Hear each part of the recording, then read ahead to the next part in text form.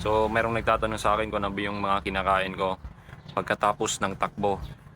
So, personally, kung ako yung tatanungin, base sa way of eating ko, ang pinaka-importante talaga para sa recovery natin is protein.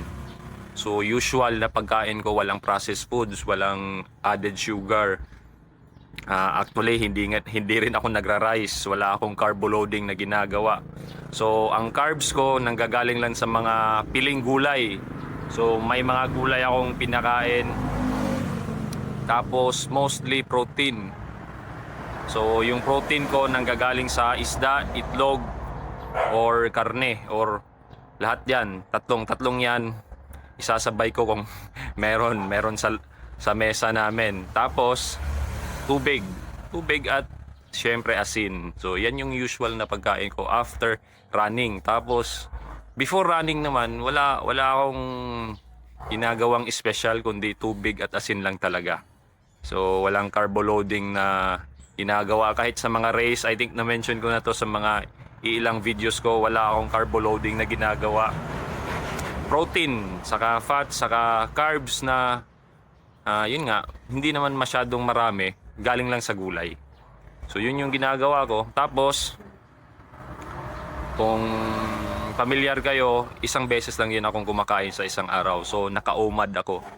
So 1 meal a day. So yan yung ginagawa ko. I am not saying na sundin mo yung ginagawa ko, pero it works for me. Magtatatlong taon na or mahigit 3 taon na ako, ganito yung lifestyle ko. Although yung running ko naman, yun nga, since last year pa, around March. Pero naging consistent talaga ako around June na. So June hanggang ngayon, January 2025.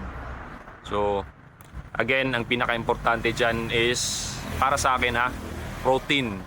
Saka secondary yung fats, kasi ako, I am confident na I am metabolically healthy, flexible. So meaning ang katawan ko nakaka-utilize ng fats as fuel, kasi ang katulad ko nagti-training lang sa zone 2. Most of the or majority ng kinukonsumo ng katawan ko for fuel is fats.